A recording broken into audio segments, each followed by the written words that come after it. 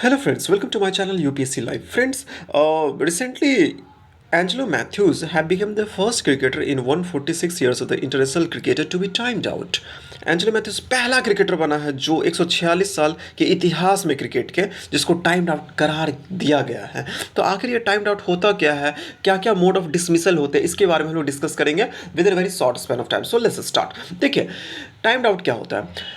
Actually after the fall of a wicket और retirement of a batter, जो incoming batter है must be ready to receive the next ball within 2 minute of dismissal और retirement. मतलब अगर कोई batter out हो जाता है, ठीक है, या रिटायर हर्ट हो जाता है, जो तो इनकमिंग बैटर जो है, जो इनकमिंग बैट्समैन है, उसको नेक्स्ट बॉल रिसीव करना होगा with in 2 minute of dismissal, ठीक है, या रिटायरमेंट। विद इन 2 मिनट आपको नेक्स्ट बॉल रिसीव करना होगा। अगर आप ऐसा नहीं कर पाते हैं और अगर सामने वाला टीम अगर अपील करता है तो बैटर को आउट करार दिया जाएगा अंपायर के द्वारा। सिंपल सा बात है। और इसके लिए किसी भी बॉलर या फील्डर को क्रेडिट नहीं दिया जाएगा डिसमिसल के लिए। ये इंपॉर्टेंट है, याद रखिएगा। Very important from the terms of perspective of examination. इस तरह की स्टेटमेंट्स आती है UPSC state civil services exam में।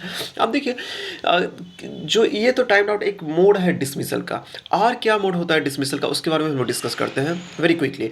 देखिए, करेंटली 9 और 10 मोड्स ऑफ डिसमिसल है क्रिकेट में।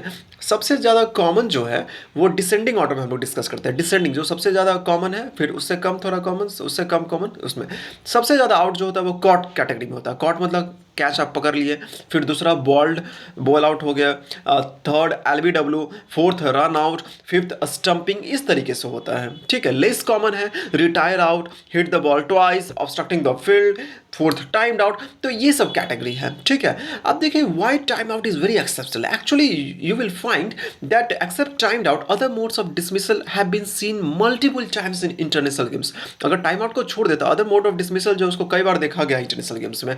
ठीक है, कारण क्या है कि ऑपोजिशन आमतौर पर इसके लिए अपील ही नहीं किया कभी। ठीक है ना, फॉर इट। ठीक है, अब फाइनली अगर अपील थोड़ा हुआ भी तो फिर उसको कैप्टन विड्रॉ कर लिया। हम लोग देखेंगे एग्जांपल में भी।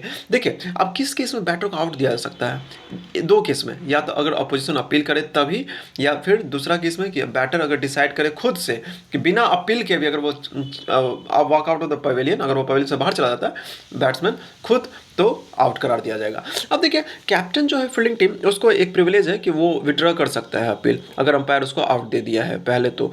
ठीक है, ठीक है, मतलब वो ओवरटर्न कर सकता है डिसीजन को।